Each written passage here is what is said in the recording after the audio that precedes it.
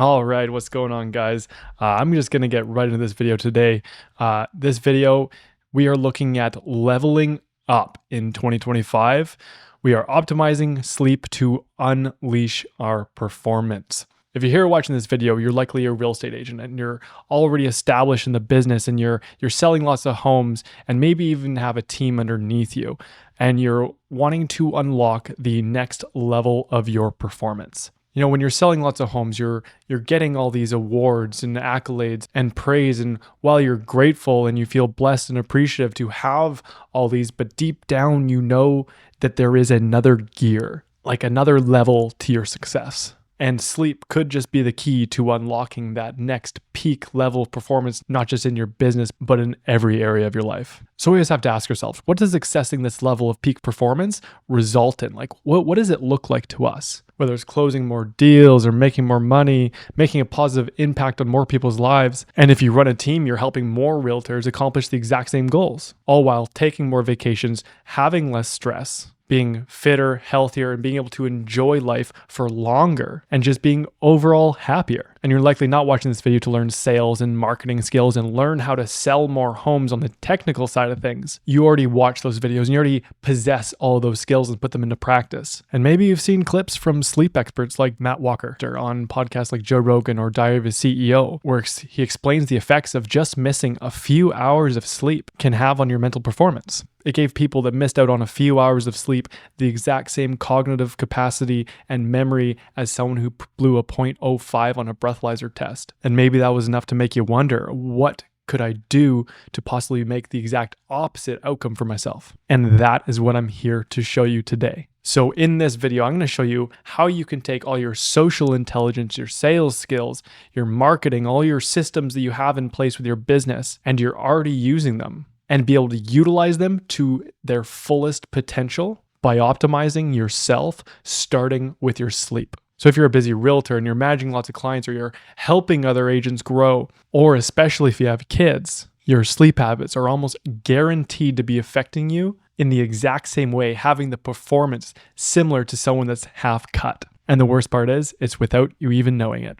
So buckle up for the next 20 minutes or so and take in all the information.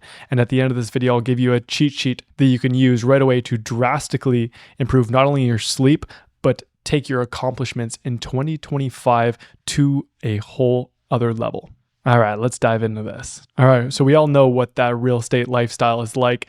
If you're anything like me, a lot of these things on this slide sound just like my real estate career. The first thing here is inconsistent schedules. Now, that is partially what a lot of us love about the real estate industry is we have the power to be able to be flexible and to choose our hours. But yet, if you look at the dropout rate of real estate agents, it becomes clear that that obviously doesn't work for everyone, whether it be from the inconsistency, not being able to make ends meet, or they go so hard in and don't set boundaries for themselves that they burn themselves out and fall out of love with a business. But irregardless, that's not you because you're watching this video and you made it here and you want to dial it in even further. So we all know we don't get to do everything according to our schedule. A lot of the times when we're setting meetings with clients, clients that work during the day, then they got their kids after school, then they got to make dinner and clean up, put their kids to bed. And that is when you get to have a meeting with them, sometimes at 8 or sometimes even 9 o'clock at night. So I understand that everything isn't always in our control, but that's just part of the game. Now there's a whole bunch of normalized suboptimal habits, I'll call them, like boozy happy hours and open houses that always have snacks and drinks and realtor socials. And then there's just the lifestyle where we're zipping all over town for meetings and picking things up and dropping things off. And if we're not prepared ahead of time, that leaves us having to reach for convenient foods and drive-through foods and food on the go constantly. Not to mention the constant coffees. I know I was the worst of this. I'd have a coffee or sometimes 2 in the morning. And then, you've got back-to-back listing videos that you need to be perked up and at high energy for at 2 o'clock. But then you've got another meeting at 6 o'clock, but then you're tired after the video shoot. So you slam another coffee. And then by that time you've had 4 coffees and all of that just to stay awake and alert. And of course, it is a fairly high stress career and it takes a toll on our nervous systems. And I know for me personally, I also fall into this category where I had to medicate myself to wind down. I'd be running off coffee all day to stay alive and buzzing. And then at nighttime, I'd have to smoke weed to bring myself down, relax, shut my business brain off and be able to fall asleep. Okay, so why is sleep so important? And sleep is the foundation of our circadian rhythm. And our circadian rhythm essentially is aligning our bodies with the sun. So sleep allows us to rest and repair our bodies, our brains, our muscles, our tissues. This is where our gains come from. Obviously, it refills our energy battery. It helps us balance and regulate our hormones and emotions. It helps with weight management in a bunch of different ways that I'll talk about later in the slide. And in multiple different ways, it helps us eliminate toxins out of our body. It also increases our memory and our mental performance, which again is the same thing as the study that Matt Walker talks about with people that have lack of sleep performing the same as someone who's half cut. So let's look at a few symptoms of poor sleep. So like I said, again, repeating here, poor memory and our ability to focus. You're going to feel more fatigued throughout the day. And I think we've all experienced this. Weight gain. Again, I'm going to explain this in a bunch of different ways, but to summarize them, your body is naturally less insulin sensitive when you are lacking sleep, which means your body isn't as well equipped to process sugars. And you're also going to crave foods that are usually high in sugar or at least highly processed and hit all those dopamine centers. And along with the ability to focus, you're going to make poor food choices in relation to your food. And all of these combined result in weight gain. You're going to have reduced physical performance and gains, and you're going to have low decision making and willpower. And the best way I can describe this is, when you've had a busy day and then you've got a meeting at 5 and your client, and you go to your client's house and he opens the fridge and he offers you a beer, and knowing damn well it's sober January, and you've got another meeting at 7, you say yes anyways. And it can all be tied back to your sleep. So it's pretty easy to sum all these points up by explaining that all the nations that partake in daylight savings time, when we change the clocks every 6 months, when we change the clocks back an hour and we actually lose an hour of sleep, the amount of car crashes go up by 23% in that week following losing just 1 hour of sleep. So it's clear that it's affecting all of us, but likely without us even noticing. And by the way, all this stuff I'm telling you isn't just me pulling information out of my ass. This is all very well researched and documented and often discussed by leaders in the health and wellness space. All right, moving on to the big 5 sleep factors. These are either going to make or break your sleep.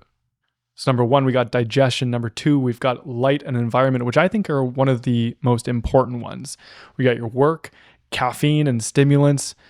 Number 5 is stress levels. And actually, if I could add in a 6th one in there, I would put consistency. Consistency as it relates to your circadian rhythm is super important, because if your body is trying to align itself to optimize all its hormone production to give you maximum energy throughout the day and maximum sleeping capacities at nighttime, but you constantly are changing what time you're going to bed and waking up, it's going to have a hard time keeping up. So what is possible with consistent and optimal sleep? We're going to be waking up feeling fully energized. I mean, when was the last time you actually woke up and said, wow, I feel so energized, refreshed, and ready for the day? I have a feeling that doesn't happen very often. Our ability to focus and stay awake is going to be elevated. We're going to be able to show up to our business with 100% of our energy and give it everything we've got and be able to best serve our business, and then not feel drained or having a low mood when we leave our business and go out to our personal lives. We're not going to feel overwhelmed with important decisions by the end of the day. For example, when you're having to make a whole bunch of decisions for your business and you're just mentally exhausted, and then you come home and your wife or your girlfriend asks you what you want for dinner, and the last thing you want to do is make another decision. This will become a lot easier when you're getting consistent, optimal sleep. Like I mentioned before, you're going to crave less shitty food, and it's going to help you avoid weight gain. You're going to get more strength, more stamina, and more gains, because you can only grow as fast as you recover. And I would say recovery is like 30% nutrition and 70% of how you sleep. And believe it or not, this may sound contradictory, but you're going to have an easier time falling asleep. And I'll explain that when we get to the light and the environment section. Okay, so we see what's possible. Now, how do we actually put this into practice and take steps towards getting more optimal sleep? Well, let's go through the big 5 and we'll break it down, starting with digestion. You see, when we're sleeping, we have a set amount, like a cup of energy that we get to use for all of our different processes for restoring and repairing and rejuvenating our bodies. So if we have a big meal too close to bedtime, digestion takes a bunch of hours. So your body is going to borrow energy from your repair cup and utilize it to digest your food, which means you've got less energy in the cup to carry out all the processes of repairing and restoring your body. So what you want to do is you want to stop eating 3 to 4 hours before bedtime. You want to eat less foods that are known to cause inflammation. These are your highly processed sugars, your highly processed foods that come in a box, and your seed oils and things like that that are well known and documented to cause inflammation. And then the other part is a little bit trickier. You have to pay attention to what you're eating and what is causing you inflammation and what your body isn't agreeing with. And then maybe try removing those particular foods out of your diet for a few weeks to give your body a chance to clean out. Because the less inflammation and bloating you have, that's going to mean more energy to go towards repairing your body. Same thing with digestion. All right, light and environment. I think this is the most important one. And so like I mentioned before, with making it easier to fall asleep, direct morning sunlight is going to make it easier to fall asleep. And this is why. When you get low angle sunlight into your eyes first thing in the morning, what that is doing is signaling to your body that it's daytime and to start producing naturally more energy. But that also starts the clock in which it knows when the sun is going to go down, and it'll tell your body naturally to start secreting more melatonin, which is going to make it a lot easier to fall asleep. So once that sun sets, you want to reduce your overhead lights, especially LEDs. LEDs and all of our screens are all lit using blue light, and blue light is the light that signals to our brains that it's still daylight, which will block the secretion of that melatonin, which is going to make it harder for us to get to sleep and to get into the more restorative deep sleep cycles. And then within 1 to 2 hours of bedtime, you want to darken your living space as much as possible. We already did the overhead lights. Let's switch to lamps. We can use blue light blocking glasses like these. They also come in yellow and red tinted. And if you have access to put red tinted bulbs, that'll help as well. Some people go as far as after the sun sets by living by candlelight, but of course that doesn't work for everybody. I actually have filters on all my devices that's called a blue light filter, and it filters out all the blue light and makes my screens all go kind of a more red hue. And these are all going to help block that blue light that is going to stop our body's natural production of melatonin. Now for actual bedtime in our bedroom, we want to black out as many lights as possible. Even just the smallest amount of light pollution in our rooms while we're sleeping, even though our eyes are closed, is proven to actually still disrupt our natural sleep cycles, along with the temperature being off and sounds. That's why we want to have a dark, quiet cave of a bedroom. And another thing that's going to disrupt our bodies on a cellular level is having the EMF from our cell phones. So our phones do not belong on our bedside table or even in our bedrooms at all. So find an alternative source to use for an alarm clock. I use my Whoop strap in combination with a Sonos speaker that turns on and plays music as my alarm clock. We want to have as little lights and electronics in our bedroom as possible. Now there's our work. Of course, being reactionary and solving problems and putting out fires is obviously gets your heart racing and gets you stimulated. So we need to start creating boundaries around communications with our clients. I know it can be difficult, especially when we're dealing with negotiations and we're dealing with timelines. But I think as long as we lay our boundaries out and communicate them with everyone that we're going to be communicating with in a given time, I think that kind of sets the expectation for you to respect that boundary for yourself. And within those boundaries, try not to do any more work within 1 hour of bedtime. And one of the easiest ways to do that is to set a timer on your phone to automatically turn on to do not disturb mode at 9 o'clock every night. Now, this doesn't mean you can't be on your phone or still respond to things. You're just not going to get that notification that is going to spike your cortisol as soon as that notification goes off. And of course, sometimes, especially when we're dealing with deal negotiations and subject removals, things go later into the evening. And all these things aren't about being perfect. They're about just taking as many measures as we can to be the best possible versions of ourselves. So we're just trying our best. It's not about perfection. All right, caffeine and stimulants. All right, when I'm talking to clients and making videos and stuff, I hate on coffee a lot, but I don't actually hate coffee. I mean, I drink coffee, but I just don't become dependent on it because caffeine is addictive. So if you can sit back, lower your barriers, and have an honest conversation with yourself and ask yourself, are you in control of your coffee consumption, or is your coffee in control of you? And if you don't remember the last time you were able to go more than 2 or 3 days without having a coffee, then maybe that's something that needs to be addressed. So caffeine has a half-life inside of our bodies where it will prevent you from getting into our deeper restorative sleep cycles. And that usually lasts from 8 to 10 hours. So if we stop drinking, I usually say at noon, but anywhere from 8 to 10 hours before bedtime, that should do the trick. And I know there's those crazy people out there that say they can drink coffee right before bed and fall asleep no problem. And that may be the case. They may be able to fall asleep just fine. but their ability to actually hit those deeper sleep cycles, that REM and that deep sleep cycles, are probably super low. So then there's other substances like downers, like I talked about before with weed. It may knock you out, but it still disrupts your sleep cycles, and it has properties that are addictive, and it can create dependencies. And you're going to see more problems with your memory or your cognitive ability with prolonged use over time. And exercise, that counts as a stimulant. When you're exercising, you're releasing a bunch of hormones and endorphins that are promoting you being awake, alert, and alive, which are going to prevent you from, again, producing melatonin and being able to get into those sleep cycles. So stop working out or doing any exercise, I would say about 3 hours before bed. All right, stress levels. Now, stress is an interesting one because work and stimulants contribute to our stress, as well as stress affects our sleep. But on the other hand, good sleep can help reduce your stress. Now, stress doesn't have to be a villain. Stress isn't all bad. We need stress to be able to adapt and grow. But too much is definitely a bad thing. And there are actually external sources like food and supplements that can help reduce our stress, like teas, like a chamomile, and supplements like ashwagandha and magnesium. Meditation, prayer, mindfulness practice, those all reduce stress. And then regular controlled physical stress and pain actually reduce stress as well. That's things like lifting weights, extreme cold and heat therapy, as well as deep breathing in the form of like breath work, like a Wim Hof style deep breathing. Stress has a bunch of nuances and it's definitely a complicated topic, but a big factor for sleep nonetheless.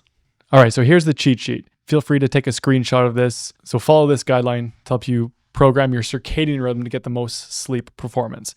So we're looking at a day that starts at 11 a.m. and goes till 11 p.m. So when you wake up, try to get direct sunlight. Even if there's clouds in the sky, it doesn't matter. Because like I said before, getting that sunlight into your eyes is going to signal to your body to naturally start producing more energy, as well as start the clock so that when sun goes down, your body's going to naturally start producing more melatonin. Going through the day timeline, 12 p.m., that's when you stop consuming your caffeine. 6 p.m., that's when you want to have your last meal and preferably no more exercising. Reduce your blue light exposure. That's your overheads, dimming your screens, your screen filters, your blue light blockers, all those different things. Just shut out the synthetic blue lights out of your life for the rest of the evening. And at 9 p.m., no more screens. Relax, and it's time to prepare for the next day. And 10 p.m., that's when we wind down and prep for good sleep. And we can do this by building good pre-bed routines, also known as good sleep hygiene.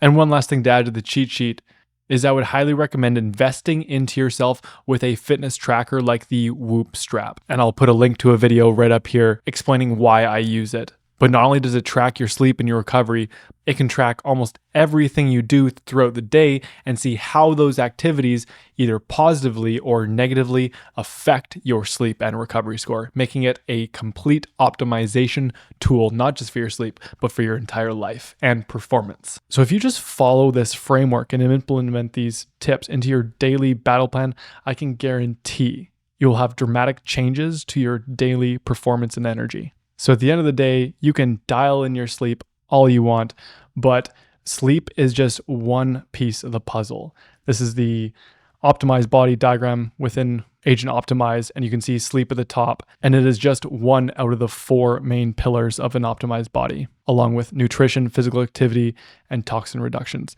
And they're all linked and interconnected, but I put sleep at the top because I think it's the most important. You won't get the full potential from the other 3 pillars without sleep. And unfortunately, not a lot of people ever even get to experience that. And not only is sleep the catalyst for the 3 other pillars of an optimized body, but it's also a catalyst for each individual cell in our body in playing the role so that our bodies can perform at the highest level. And an optimized body is an optimized brain. And right now there's pretty much a sleep epidemic happening, and that's exactly why I'm making this video and sharing it with you. And when it comes to this optimized body chart, so few people take the time to really optimize the sleep that they're not really going to get the full benefit of all 4 of these categories. But you are here for a reason. You are built differently, and you're willing to do what 99% of people and realtors are not willing to do to get your body and your mind to perform at the highest possible level to build an exceptional life. See, inside of Agent Optimize, my one-on-one coaching program for realtors, I help my clients build out custom tailored plans to fit their goals to help them level up Typically, I do 1-hour consultation calls, but if you're watching this video, I want to invite you to book a quick coffee chat with me where we can do a performance audit. Now, this isn't a sales call, this is a strategy call to find out where your biggest energy leaks are. How can we together build out a system and some habits to support you getting better quality sleep, being able to show up as the best performing version of yourself, and take 2025 to new heights by giving yourself this unfair advantage. The link is in the description below. All you have to do is click the link, pick a date and a time that works for you, and then you fill in your information. I think there's 4 or 5 questions of a questionnaire to fill out, and then add it to your calendar. So when it comes time for your performance audit, keep in mind it is a video call. So I want you to show up with the intent of taking something out of it without distractions in a nice quiet space. It's time to level up, starting with your sleep. I'll see you on the call.